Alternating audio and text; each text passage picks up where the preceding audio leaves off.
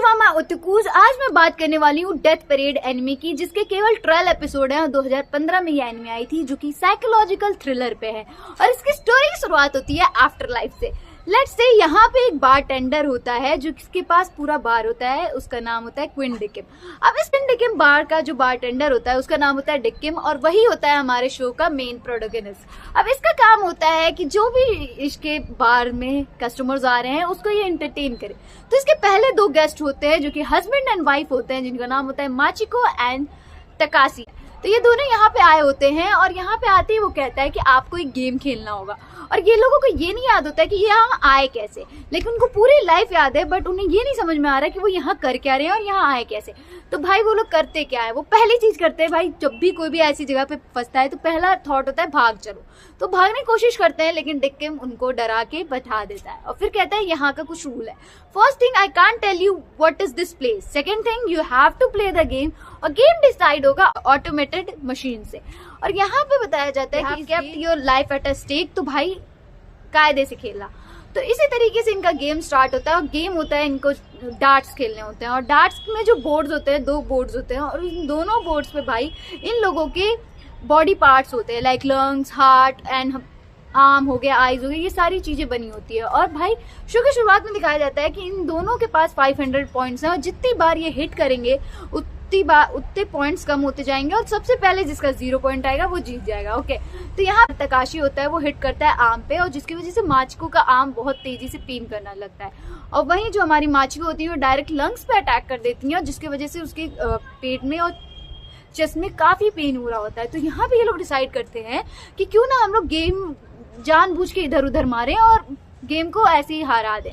तो यहाँ पे ये लोग यही प्लान कर रहे होते हैं कि अचानक से तकाशी के मन में ये आता है कि हो सकता है कि जो गेम हार जाए उसे हमारे डिकिम मार दें। अब देखो भाई, यही होता है, दिमाग का जो खेल है वो यही है, जब आपको पूरी जानकारी ना हो तो दिमाग अपने से चीजें बनाने लगता है। और यहीं पे तकाशी अपने दिमाग से ये सोचता है कि ऐसा कुछ होगा, और वो डायरेक्ट हिट कर देता है उसके चिन पे, जिससे उसके चिन पे बहुत दर्द होता है। तो जब माचिको की ये बात पता चलती है तो माचिको उसके आइस पे अटैक कर देती है और कहती है कि मिस्टेकनली हो गया। अब इन दोनों को पता होता है कि ये कुछ भी मिस्टेक नहीं है, और ये जानबूझ के उनके टारगेटेड अंग्स पे लाइक अटैक कर रहे हैं, जिससे उन दोनों को पेन बहुत हो रहा है, but they want to win.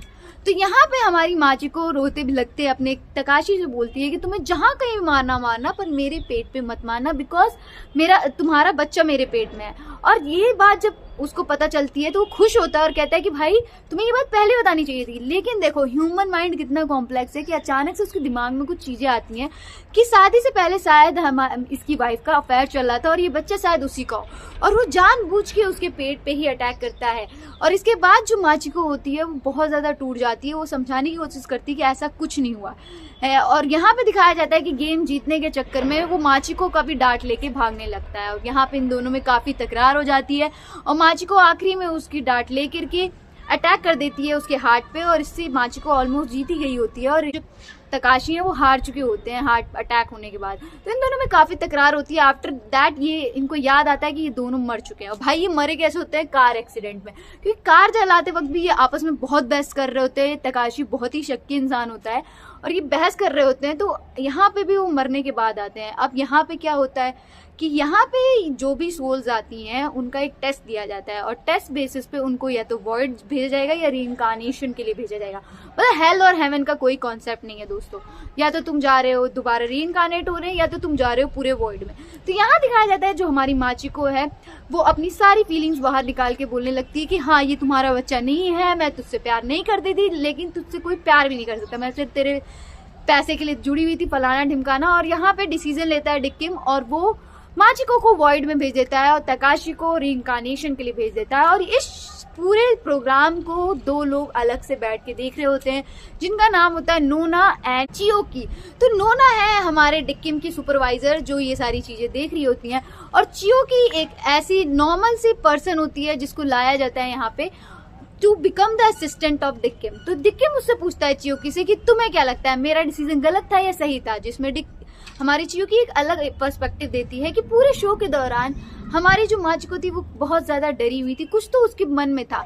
तो हो सकता है कि माचिको पूरी तरीके से गलत ना हो, और हो सकता है कि माचिको ने जानबूझ के सारा ब्लेम अपने ऊपर ले लिया ताकि तकाशी है वो खुश रहे। और जो तकाशी था वो हमेशा से सक्की इंसान था, तो उसके साथ रहना काफी ज्यादा मुश्किल था। तो यहाँ पे डिक्किम को लगता है कि उसने गलत फैसला ले लिया, और नोना कहती है अगली बार से ऐसा नहीं होना चाहिए। तो भाई इसमें कई सारे डिफरेंट गेस्ट आते हैं और कई सारे डिफरेंट गेम्स होते हैं। जो मेरा फेवरेट है वो मैं यहाँ पे डिस्कस करूंगी दोस्तों। तो इसके बाद कुछ इंटरेस्टिंग प्लॉट इनका भी होता है, जहाँ पे दिखाया जाता है कि नोना 19th फ्लोर पे जाके एंजॉय कर रही होती है, और यहीं पे एक ऑर्कलस करके बंदे का इंट्रोडक्शन होता है। वो होता है हमारे शो का ओपी, मतलब ओवर पावर्ड कैरेक्टर, जो कि एक बुढ़ा होता है। लाइक लिटरली जितने भी एनिमेज में बुढ़े होते हैं वो ओवर पावर्ड होते हैं। तो ऑर्कलस शायद इस पूरे सिस्टम का गॉड होता है, और इन लोगों को दिखाया जाता है कि ये पूल गेम खेल रहे हैं जिसमें लिटरली सोलर सिस्टम के प्लैनेट्स रिवॉल्व कर रहे होते हैं, जो नोना और ऑर्कलस खेल रहे होते हैं। इट मीन्स कि ऑर्कलस डिफरेंट टाइम पे ये पूरा सोलर सिस्टम और पूरी दुनिया को चेंज कर सकता है, उसकी पावर है। लेकिन ऑर्कलस बोलता है कि मेरे ऊपर भी कोई है, और कौन है ये जानने के लिए तो हमें वेट करना पड़ेगा। इनफैक्ट देखते हैं आगे क्या होता है। तो भाई यहाँ पे ये बताया जाता है कि डिफरेंट लोग आ रहे होते हैं, और इसी में एक छोटा सा डिक्किम का टेस्ट लिया जाता है जिसमें डिक्किम फेल हो जाता है, जहाँ पे हमारे एक डिफरेंट आर्बिटर्स गिनती की एंट्री होती है। अब मैं बताना चाहूंगी आर्बिटर्स क्या है। एक्चुअली ये पूरी बिल्डिंग और ये पूरा जो जगह है, यहाँ पे आर्बिटर्स होते हैं जो कि लोगों को मरने के बाद उनकी जजमेंट पास करते हैं, और इनका यही काम होता है। और हर एक फ्लोर पे डिफरेंट आर्बिटर्स होते हैं, और उनकी लेवल ऑफ जजमेंट बढ़ती जाती है। जहाँ पे दिखाया जाता है डिक्किम सिर्फ 5 ईयर से यहाँ पे है, तो उसकी ये छोटी सी गलती को छोड़ दिया जाएगा। और गिनती जो होता है वो बहुत ही खतरनाक कूल टाइप का आर्बिटर होता है भाई, चिल्लाता चूकता रहता है, बहुत ही प्यारा होता है। फिर यहाँ पे दिखाया जाता है कि गिनती के भी गेस्ट आते हैं और काफी इंटरेस्टिंग उसका भी प्लॉट होता है। अगर आप जानना चाहते हो कि गिनती के गेस्ट कौन है तो कमेंट करके जरूर बताना। तो यहाँ पे थोड़ा सा बैकग्राउंड चेक होता है, और यहाँ पे ऑर्कलस कुछ इंपॉर्टेंट बातें बताता है। वो ये बताता है कि आर्बिटर्स कभी मर नहीं सकते हैं, और आर्बिटर्स अपनी जॉब कभी छोड़ नहीं सकते। लाइक लगातार डिसीजन देना उनका ये काम है। थर्ड चीज, आर्बिटर्स के अंदर कोई भी ह्यूमन इमोशंस नहीं हो सकते हैं। इनफैक्ट यही चीज होती है जो थोड़ी सी पास दिखाई जाती है कि नोना ने थोड़ा सा शायद मैनिपुलेट किया है, और डिक्किम एक ऐसा आर्बिटर है जिसके अंदर ह्यूमन इमोशंस हैं, जिसकी वजह से वो काफी ज्यादा कॉन्फ्लिक्टेड रहता है। अब यहाँ पे भाई दोनों साथ में रह रहे होते हैं, और यहाँ पे एक बहुत ही अतरंगी से गेस्ट आते हैं। 2 लड़के होते हैं गाइस, जिनका नाम होता है शिमादा एंड तात्सुमी। अब इन दोनों लड़कों के आते ही हमारा डिक्किम परेशान हो जाता है, बिकॉज यहाँ का पूरा इंटरेस्टिंग प्लॉट ये होता है दोस्तों कि जितने भी आर्बिटर्स होते हैं उनके पास गेस्ट को भेजने से पहले उनकी मेमोरीज भेज दी जाती है, जिस बेसिस पे वो इनको डिसीजन लेना होता है। तो जो डिक्किम के पास जो इमेजेस आई होती हैं वो काफी डिस्टर्बिंग आई होती है दोनों की। तो जैसे ही वो लोग यहाँ पे एंट्री लेते हैं, डिक्किम कॉल करके पूछता है आर दे ओके, लाइक ये मैं ही डिसीजन दूंगा इन्हें। लेकिन नोना, जिसने पीछे से भाई सारी चीजें सेटअप कर रखी होती हैं, वो कहती है कि और कोई सब खाली है और तुम्ही को ये करना होगा।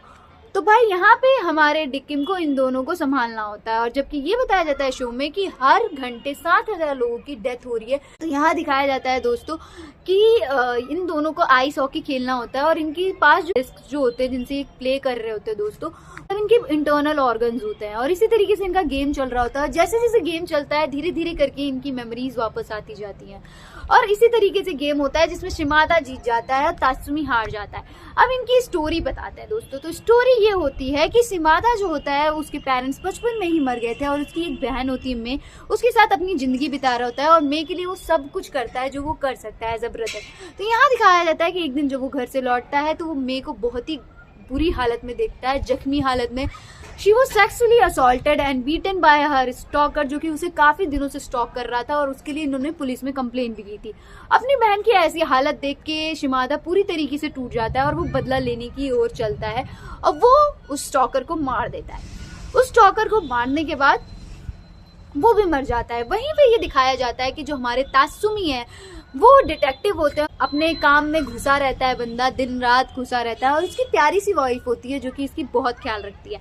अब होता ये है कि एक दिन जब ये घर से आता है तो इसकी वाइफ मर जाती है, और जब एज अ डिटेक्टिव ये किलर का पता लगाता है और किलर को मार भी देता है। और किलर को मारने के बाद इसको एक डिफरेंट लेवल ऑफ सेटिस्फैक्शन आता है। उसके बाद इसके माइंड में पता नहीं क्या लोचा सा होता है कि ये डिसाइड करता है कि जितने भी क्रिमिनल्स हैं उनको मैं मारूंगा। और ये क्या करता है कि क्रिमिनल्स को क्राइम करने देता है, उसके बाद ही उन पे अटैक करता है। तो ये बताया जा रहा था कि ये जो हमारे तात्सुमी हैं उस जगह पे मौजूद थे जब मे के साथ गलत हो रहा था। वहाँ पे तासुमी मौजूद था और उसने कुछ भी नहीं किया, उसने वो चीज़ होने दी जस्ट फॉर हिज सेटिस्फैक्शन। जो उसके रूल्स और प्रिंसिपल से उसके सेटिस्फैक्शन के लिए उसने मे की जान, मतलब मे को पूरी तरीके से गिरने दिया। अब जब यही चीज़ थोड़ी शिमादा को बताई जाती है कि शिमादा जब हॉस्पिटल में अपनी बहन के साथ होता है तो उसकी बहन भी बताती है कि there was one more person जिसने उसकी हेल्प नहीं की, तो maybe he was his friend. तो भाई मेन प्लॉट में क्या होता है, यहाँ पे शिमादा भी मारने आ रहा होता है स्टॉकर को और तासुमी भी उसी स्टॉकर को मारने आ रहा होता है। तो शिमादा ने स्टॉकर को मार दिया होता है और तासुमी को ये पता नहीं होता है और तासुमी अटैक कर देता है शिमादा पे।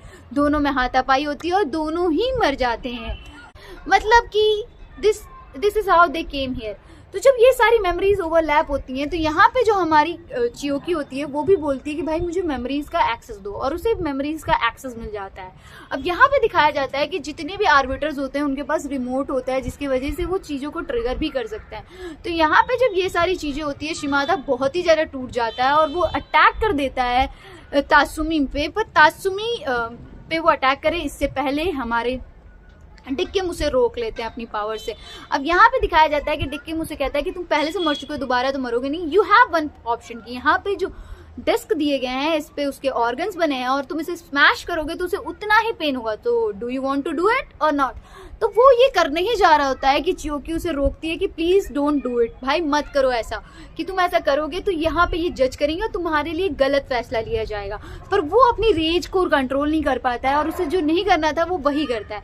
अब भाई बात ये है कि यहाँ पे चियोकी टोटली डिस्टर्ब हो जाती है इस पूरे इंसिडेंट पे और वो डिक्किम से ये सवाल करती है कि तुम कौन होते हो किसी भी ह्यूमन को डिसीजन लेने के लिए। भाई देखो, तासुमी की सबसे बड़ी गलती ये होती है दोस्तों कि भाई तुम क्राइम देख रहे हो, तुम क्राइम रोकने की कोशिश नहीं कर रहे हो सकता था कि वो क्रिमिनल उस पर असॉल्ट कर रहा था, तुम उस समय भी उसको मार सकते थे लेकिन तुमने उसे नहीं मारा। और तासुमी इस पर लॉजिक ये देता है कि मैं उसे बचा लेता तो वो भाग जाता और भागने के बाद वो कई सारी और लड़कियों के साथ गलत करता। तो एक victim is nothing much, it is just a collateral damage, पर वो एक विक्टिम किसी की पूरी दुनिया थी। अब बात समझो। और यही चीज मुझे लगती है कि किलर से ज्यादा गलत वो लोग होते हैं जो किलिंग होते हुए देख रहे होते हैं और उनके पास मौका होता है वो कुछ नहीं करते। चियोकी का कहना भी गलत नहीं है भाई कि एक ह्यूमन जो है वो इम्पल्सिव डिसीजन लेता है, उसके पास जो समय समझ में आता है वो करता है। अब तुम किसी बंदे को उसकी सबसे हॉरिफाइड थिंग दिखा करके ये उम्मीद कर रहे हो कि वो लॉजिकल रीजन देगा, इट इज क्वाइट इम्पॉसिबल कि तुम डिक्किम गलत कर रहे हो। वो बंदा पहले से इतना ज्यादा फ्रस्ट्रेटेड है, उसने अपनी लाइफ में कितना कुछ देख लिया है और तुम उसको दोबारा से वो रिलीव करके तुम उससे ये उम्मीद कर रहे हो कि वो डिफरेंट चॉइसेस लेगा। This is not possible at all. आप समझो उसका लॉस कितना है। तो यहीं पे दिखाया जाता है कि उन दोनों को वॉइड में भेज दिया गया है, जो कि लिटरली मेरे हिसाब से बहुत गलत होता है, because शिमादा was whatever he did was in impulse भाई। और कोई भी होता उसकी जगह पे तो वो वही करता। पर यही बात हमारे डिक्किम को समझ नहीं आती because he is just arbiter. धीरे धीरे ऑर्कलस को पता चल जाता है कि यहाँ पे एक ऐसा आर्बिटर है जिसके पास ह्यूमन इमोशंस है। और सबसे तगड़ी बात तो ये होती है जो भी गेस्ट इनके पास आते हैं उनकी लाइफ इंटरकनेक्टेड होती है एक दूसरे से।